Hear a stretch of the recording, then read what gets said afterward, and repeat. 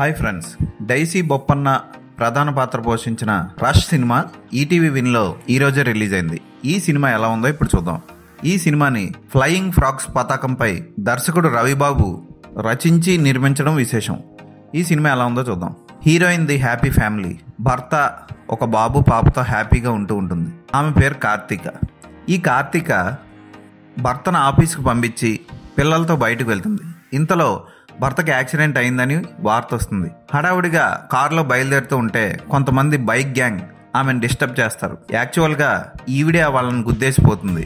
వాళ్ళు పాపం నీట్గానే వెళ్తూ ఉంటారు. ఆ బైక్ గ్యాంగ్ వాళ్ళకి కోపం వచ్చి ఈమెను వెంబడిస్తారు. ఆ గ్యాంగ్ నుంచి తప్పించుకోవడం కోసం వాళ్ళని కొట్టి వెళ్ళిపోతుంది. అయితే ఆ బైక్ గ్యాంగ్ ఒక బ్యాగ్ని క్యారీ చేస్తూ ఉంటారు. ఈ బైక్ గ్యాంగ్ పోలీసులకి దొరికేస్తారు. ఆ బ్యాగ్ కూడా పోలీసుల దగ్గరికి వెళ్ళిపోతుంది. ఆ తర్వాత ఆ బ్యాగ్ కోసం విలన్ కార్తీక్ని ఏం చేశాడు, అసలు కార్తీక్ ఎవరు, కార్తీక ఫ్లాష్ బ్యాక్ ఏంటి అన్నది సినిమా చూసి తెలుసుకోవాలి. ఈటీవీ విన్లో రిలీజ్ అయిన ఈ సినిమా చాలా పూర్గా అనిపిస్తుంది చూడడానికి.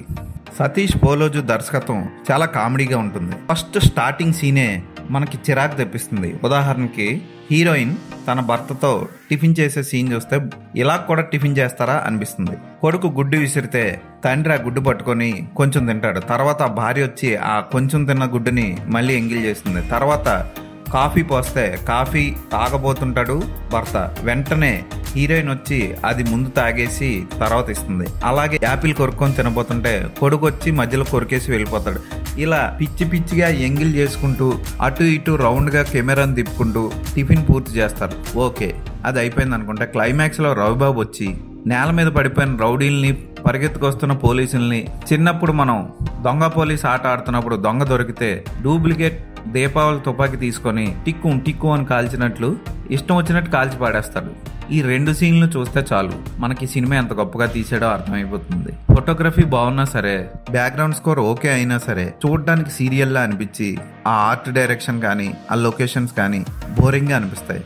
రవిబాబు ఇటువంటి సినిమాని తీశారా అనిపిస్తుంది మనకి. రాను రవిబాబు కూడా పూర్తిగా టెక్నికల్గా జీరో అయిపోతున్నారేమో అనిపిస్తుంది. ఇక డైసీ బొప్పన్న పాపం యాక్షన్ సీన్లు చాలా బాగా చేశారు. చాలా రోజుల తర్వాత ఆవిడ తెలుగు సినిమాలో కనబడింది. ఈ సినిమా పోస్టర్ చూడగానే మనకి ఈటీవీ విన్ నుంచి మరో మలయాళ డబ్బింగ్ సినిమా వచ్చిందేమో అనుకుంటాం. కానీ ఇది పక్కా తెలుగు సినిమా.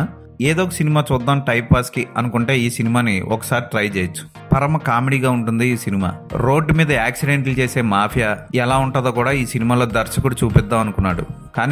కానీ కథలో కొంచెం పట్టున్నా సరే దాన్ని తెర మీద అద్భుతంగా తీయడంలో ఫెయిల్ అయ్యారు. సీరియల్ రేంజ్ బడ్జెట్ తో తీసిన సినిమాలా అనిపిస్తుంది. ఈ సినిమాకి నేను ఇచ్చే రేటింగ్ 2/5.